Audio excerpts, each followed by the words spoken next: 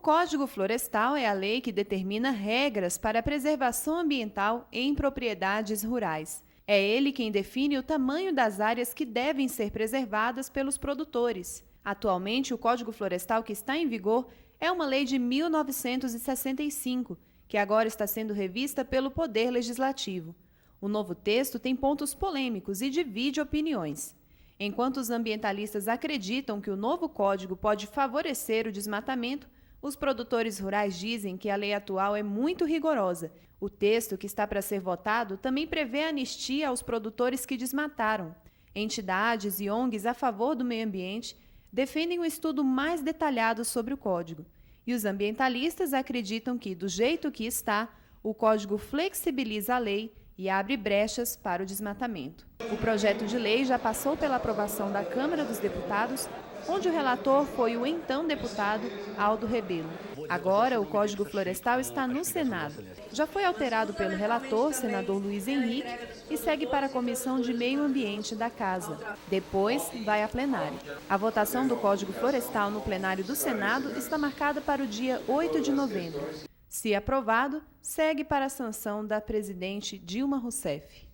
A nossa saudação a você que acompanha a Canção Nova em tantas partes do nosso imenso Brasil.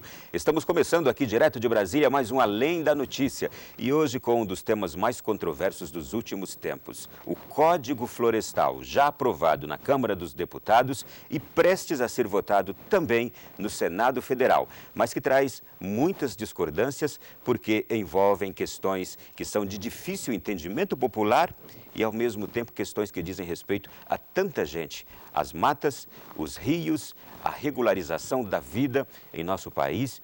E é sobre esse tema que vamos conversar agora com Ivo Poleto, assessor do Fórum de Mudanças Climáticas e Justiça Social, um organismo ligado à CNBB. Primeiro, para entender o tema. Ivo, bem-vindo, é um prazer tê-lo aqui.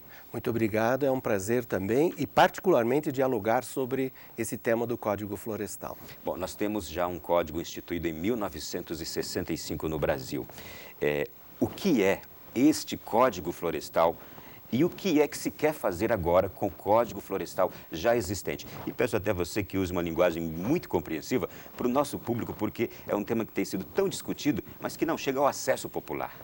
É isso. Quando a gente fala a palavra código, significa que é um conjunto de normas ou de leis que regulam, que estabelecem relações ou entre as pessoas e, neste caso concreto, entre as pessoas e a natureza, ou entre pessoas e a terra, a floresta, os rios, a água, etc. Então, o Código Florestal é, concretamente, um esforço feito por nós humanos, nós mulheres e homens, de estabelecer regras para nós fazermos uma boa relação com aquilo que é a floresta, ou aquilo que são as florestas. Na verdade, esse esforço ele é muito importante. Por quê? Porque, por um lado, tem a ver com a nossa possibilidade da vida. Veja, por exemplo, se nós nos descuidarmos e acabarmos com todas as florestas, provavelmente nós vamos ter um aumento de áreas de deserto. Nós vamos ter menos água. E isso vai trazer uma enorme dificuldade para nós. Então, quando se faz uma lei ou um conjunto de leis, um código, para estabelecer a nossa relação com florestas, nós estamos olhando o que é que vai acontecer na nossa vida concreta, se a gente vive na cidade ou no campo, em qualquer lugar. O que é que vai acontecer com a nossa vida concreta, a depender da nossa relação com as florestas. Isso por um lado, mas por outro, eu acho que muitas vezes não se pensa bem, e mesmo os nossos políticos pode ser que não pensem bem quando vão fazer essas normas, esses códigos. Por quê? Porque quando nós estabelecermos o nosso jeito de relacionar com as florestas, nós deveríamos perguntar-nos, sim, mas a Terra está satisfeita com esse nosso jeito de estabelecer relações com ela e com a sua floresta? Por que essa pergunta? Porque, na verdade, nós humanos somos dos últimos seres vivos que começaram a existir aqui no planeta Terra. A Terra tem uma longa e muito longa história. São milhões, bilhões de anos. A natureza já estava quando nós chegamos. Agora... E ela demorou milhões e bilhões de anos para poder criar o ambiente que favoreceu a existência de seres vivos. Agora, o que eu gostaria de saber é o seguinte, por que de tanta controvérsia, por que de tanto desentendimento agora no trato da atualização desse Código Florestal de 1965? Dizem alguns que ele já estaria atrasado. Por quê? Porque em 65 nós não tínhamos, por exemplo, o desenvolvimento rural que nós temos hoje. Se você pensar, a partir de 1960 para cá, nós tivemos já a chamada Revolução Verde, nós tivemos depois a introdução, inclusive, das sementes transgênicas, nós tivemos um aumento enorme de uso de produtos químicos para fazer agricultura. Nós, para poder fazer a agricultura e também manter a pecuária, nós desmatamos enormes áreas. Imagine, por exemplo, só para ter presente, que a região na qual nós estamos vivendo aqui, Brasília e toda essa região do Planalto Central, o chamado bioma cerrado, em 1965, quando é feita essa lei, praticamente havia ainda 80% da cobertura vegetal natural do cerrado. Hoje, segundo os estudos do Instituto do Cerrado, da Pontifícia Universidade Católica de Goiás, hoje nós devemos ter 80% de cobertura vegetal tirada. Quer dizer, nós estamos com o cerrado quase sem cobertura vegetal. Então, modificou enormemente. E, no lugar daquela cobertura vegetal, nós temos hoje no Cerrado uma enorme presença de iniciativas de empresas que produzem grãos para exportação, que produzem carne e que produzem, agora ultimamente, álcool, também para automóveis e para exportação. Então, Isso porque não falamos ainda do desmatamento na Amazônia, Exatamente. Que é gigantesco, que traz consequências que a gente já sabe. Mas acontece que nós falamos sempre da Amazônia e nos esquecemos, por exemplo, que nesse mesmo período foi também um período que se intensificou o desmatamento da Mata Atlântica. Hoje, da Mata Atlântica natural, que os colonizadores encontraram com presença indígena de povos e grandes, numerosas pessoas, em 1500, hoje nós temos 7% da cobertura vegetal que havia em 1500. E a maior parte do desmatamento também da Mata Atlântica foi feita nesses últimos anos. Agora vamos falar para quem nos acompanha nesse instante numa cozinha ou no escritório, ou dentro do seu veículo. Por exemplo, que consequências isso já trouxe para nós? Por exemplo, nós já temos um aquecimento no nosso país. Enquanto no planeta todo, as medidas que já foram feitas para demonstrar se há ou não um aquecimento no planeta, já indicam que nós estamos com um aquecimento perto de 1 grau Celsius. Seria para comparar, seria como se nós tivéssemos uma febre de 1 grau mais, de 36,5 para 37,5. O planeta Terra passou de 14,5 graus Celsius para 15,5 graus Celsius. Isso na média geral. Agora, a nossa caatinga, ou então a região semiárida brasileira, já passa de 1 grau, 1,2 graus Celsius a mais de temperatura. Isso significa aumento de temperatura que causa esse incômodo que nós sentimos, porque o calor vai ficando insuportável, mas ao mesmo tempo isso significa também maior dificuldade, por exemplo, para os rios manter água, porque vai provocar mais evaporação. E outra coisa, provocando mais evaporação, se acumula água na atmosfera e ela vai se juntando e dependendo do movimento dos ventos, aí de repente nós temos as chuvas intensas. Secas e enchentes estão ligadas Exatamente, estão ligadas com essa nossa mexida na natureza. Se a gente escuta as pessoas que têm mais de 40, 50 anos em todas as regiões do nosso país, e olha que eu tenho andado nesses últimos 2 anos realizando seminários sobre mudanças climáticas em todo o país, em todas as regiões, em todo lado o pessoal diz, a gente não está mais entendendo o que está acontecendo com o nosso clima. A gente já não aguenta. Eu vi agora na Amazônia, nós tivemos um encontro em Cobija, que é no limite, na divisa entre Brasil, Bolívia e Peru. E ali o pessoal dizia, a gente não aguenta mais o calor na Amazônia. Por quê? porque a Amazônia também está aquecendo enormemente. As estações do ano já não obedecem mais ao seu ciclo natural, como antes estávamos habituados antes, não é? E nós temos, então, isso que nós chamamos eventos climáticos extremos. Isso significa, olhado pelo lado das consequências para a população, significam desastres socioambientais. É só lembrar do Rio de Janeiro. É só lembrar, agora estão com medo que chegue janeiro de novo desse ano, porque parece que todo ano o desastre fica maior. Por quê? Porque se provocam condições para poder haver chuvas mais intensas. E isso está provocando, seja um problema para os rios, que não dão conta, seja problema para as encostas, que vêm escorregando tudo para baixo, e a população é atingida, perde suas casas e perde muita gente. Imagine você que só nos últimos eventos extremos aí na região serrana do Rio de Janeiro, nós devemos ter perdido perto de 1.500 pessoas. Ô Ivo, agora tudo isso é um indicativo de que nós precisamos de fato de um novo Código Florestal? Aí começa a polêmica. Por quê? Porque aqueles que foram desmatando para poder realizar o tipo de agricultura que é dominante no Brasil, que é conhecida como agronegócio. Isso significa uma agricultura feita em grandes extensões de terra, utilizando muita máquina e muito produto químico, certo? Portanto, são monocultivos, são monoculturas extensas. E aí precisa de muito acompanhamento, muito produto químico para poder vingar e produzir.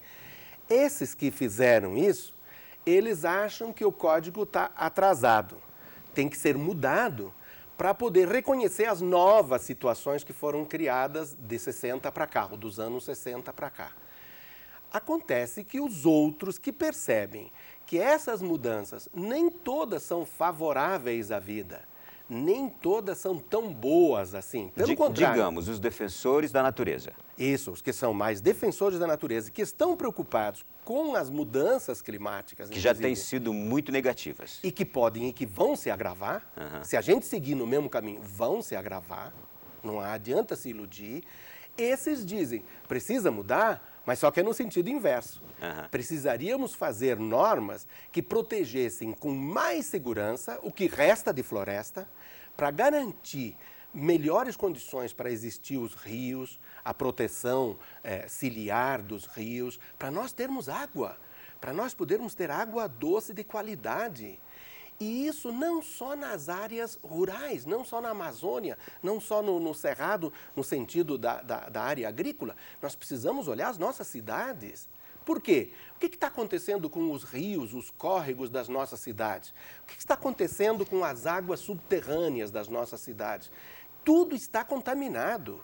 E se nós brincarmos, daí já temos dificuldades. Nós vamos aumentar muito as dificuldades para nós vivermos, inclusive, nas áreas urbanas. Estão aumentando as áreas de risco dentro das áreas urbanas. É só olhar o que acontece quando tem enchente em São Paulo, ou no Rio de Janeiro, ou em qualquer outra cidade. Imagine Recife.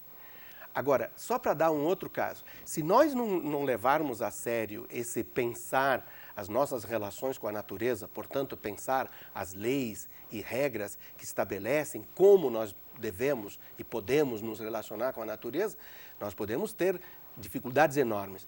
Imagine você que tem já estudos que indicam e já a água dos mares estão elevando, o nível da água do mar já está elevando. Nós temos experiência em várias regiões do país e com consequências já complicadas.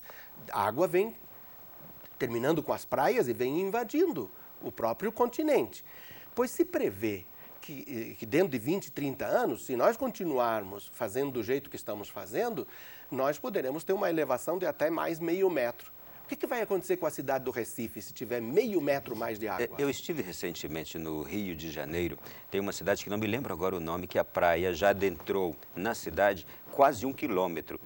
Hotéis, postos de combustíveis, avenidas inteiras já foram inundadas. Não existem mais, já está o mar ali sobre elas. Então, nesse sentido, para você perceber o debate que há agora, então, por exemplo, na proposta que o Aldo Rebelo sistematizou, foi aprovada na Câmara e agora está em debate no Senado, por exemplo, não cita os manguezais Você sabe que são aquelas áreas verdes, úmidas, perto do mar, né? Onde se reproduzem os peixes, há os crustáceos, há uma vegetação ali importantíssima, uma biodiversidade enorme. Pois bem, eles nem incluíram os manguezais entre as áreas de proteção permanente.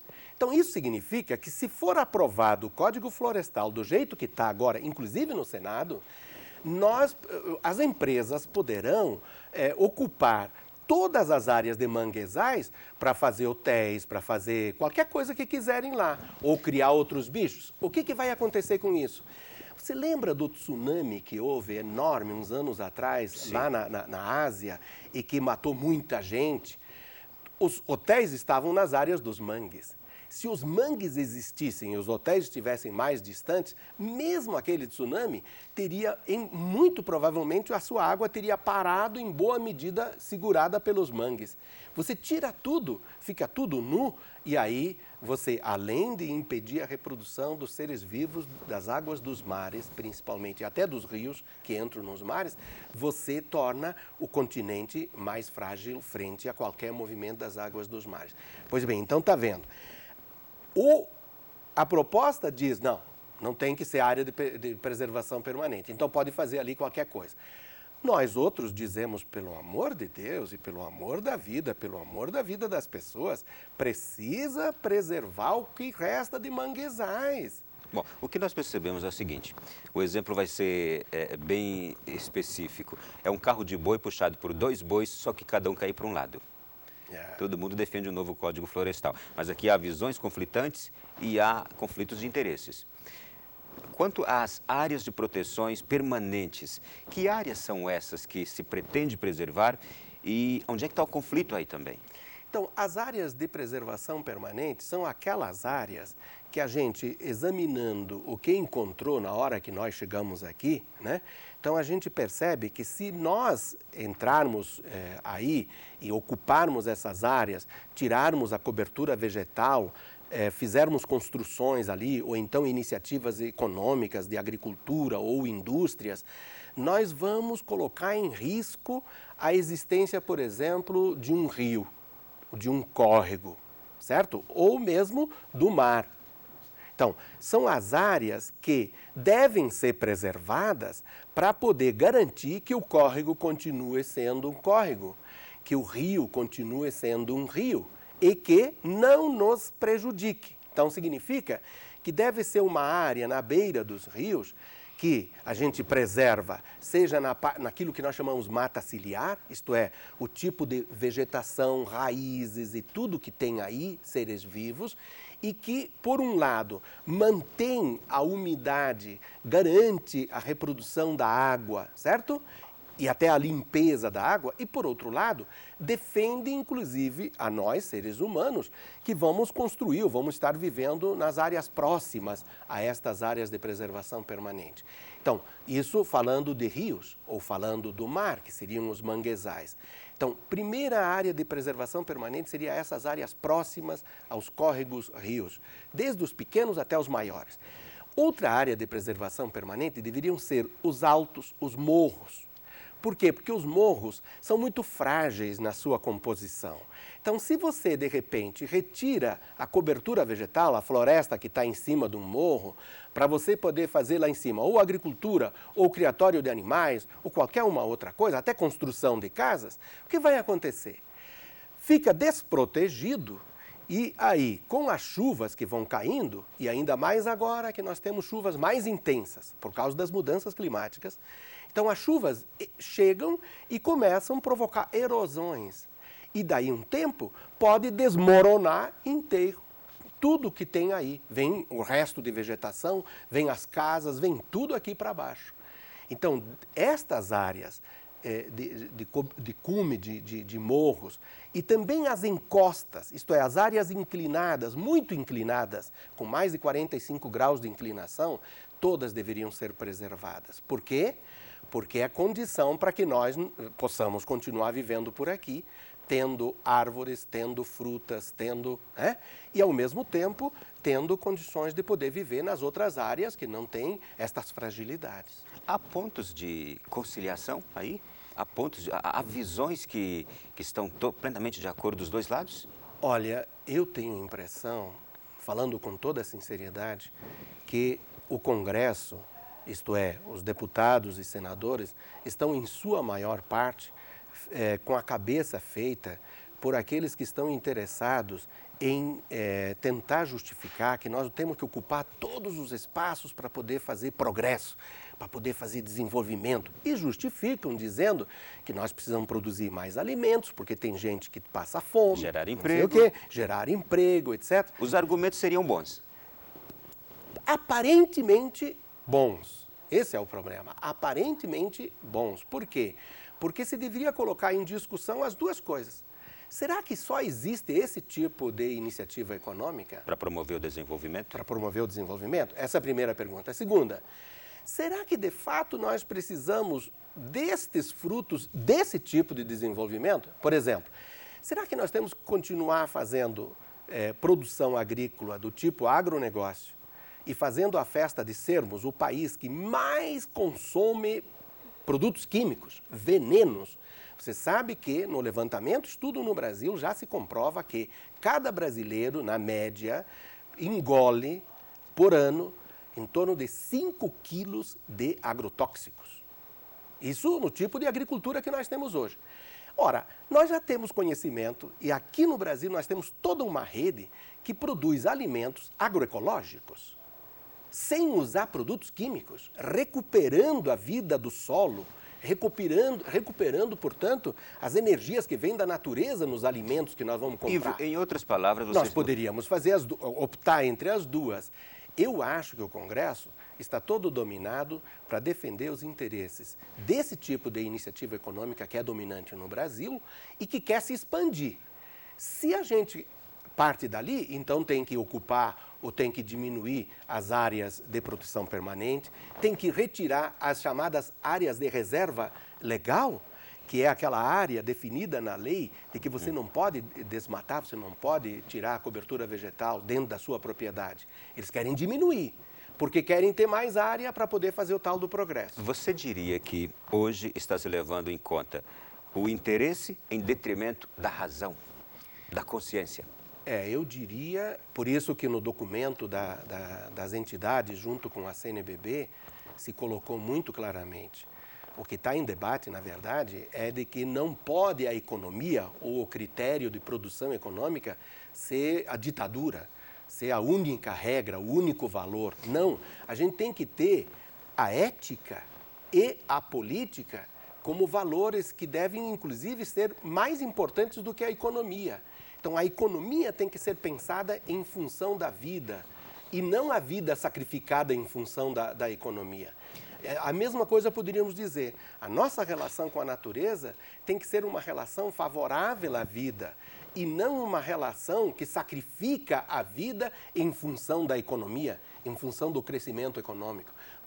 Qual o interesse desse crescimento econômico se o resultado, a consequência, é prejudicar não só a vida humana, mas todas as outras formas de vida, inclusive a da água, e aí nós não termos mais água boa, água saudável, nós não termos mais condições de poder viver aqui daqui a um tempo? Compreendi. O nosso tempo está acabando, mas eu tenho uma questão importante para ter a sua opinião. Primeiro, eu quero fazer aqui divulgação de um site que gostei muito, Floresta Faz a Diferença. Ali já há uma campanha publicitária com a participação de famosos, de artistas, defendendo esta decisão consciente, levando em consideração a razão e não o interesse pelo desenvolvimento, o interesse financeiro nessa questão toda. www.floresta faz a diferença. E também uma outra questão importantíssima no debate é a questão da anistia a quem já destruiu muito da natureza. Essa questão da anistia, deve-se abrir mão dela ou não? Em que pé está? A gente pesa um tempo bem curto nessa reflexão, porque o nosso tempo está se esgotando. Eu diria o seguinte, quer dizer, houve muitos que infringiram, quer dizer, foram contra a lei, o Código Florestal existente.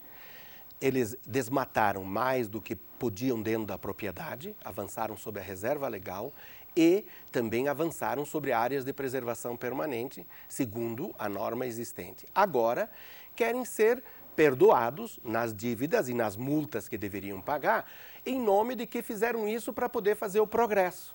De novo, para fazer o progresso. ou então que a lei não era muito clara. A lei era clara. O que nós temos que considerar sobre isso é de que não se pode, em definitivo, cancelar dívidas e multas de quem foi contra a lei, cometeu um crime... Conscientemente. Por quê? Porque isso colocaria no ridículo quem seguiu a lei, quem respeitou a natureza, quem fez certo. Com certeza. Então não se pode fazer isso, porque aí a gente estaria premiando o criminoso... O infrator e estaria castigando aquele que faz certo, que ele seria considerado bobo. Certo? Certo. Agora, então, nesse sentido, esse é o primeiro ponto. Não se pode. E o Congresso está querendo, e a atual proposta em votação, ela claramente não só deixa absolvida dívida anterior, como deixa aberta a porta para poder cancelar permanentemente as dívidas que tiverem aqueles que cometerem crimes ambientais. Isso, para mim, é uma enorme irresponsabilidade. Tão grande, meu amigo, tão grande, amigos que estão nos escutando, que pessoalmente e junto com muitas outras pessoas do movimento social, nós defendemos que, no caso de que esse projeto de Código Florestal venha a ser confirmado pelo Senado e até aprovado pela Presidência da República, nós tenhamos que levantar o debate para talvez forçarmos o nosso direito constitucional de haver uma consulta plebiscitária, ou se chama um referendo popular, consultando a cidadania se aceita ou não essa mudança da lei que foi feita pelo Congresso atual. Por quê? Porque só esta instância, que é a maioria dos cidadãos e cidadãs do Brasil, podem, inclusive, derrubar essa lei que vai sendo discutida e aprovada pela Câmara, pelo Senado e até assinada pela Presidência da República. Nós estamos numa democracia. E numa democracia, a cidadania, se ela se mobiliza e ela exige e é consultada, ela pode dizer: não aceitamos essa lei. Vamos retomar todo o debate, vamos olhar com mais seriedade as advertências da ciência, as advertências de quem e de toda a população, e vamos fazer normas e leis que sejam favoráveis à vida da terra e à nossa própria vida. Eu quero aqui agradecer imensamente a presença do Ivo Poleto, assessor do Fórum de Mudanças Climáticas e Justiça Social, e dizer que foi um prazer tê-lo aqui, nos fez entender muito melhor todo esse debate. Obrigado e bem-vindo sempre. Eu gostaria de dizer que me coloco à disposição, e talvez outros companheiros também, se nós tivermos necessidade, e provavelmente teremos, de aprofundar ainda mais esse debate para que a população possa perceber de que ela tem que cuidar.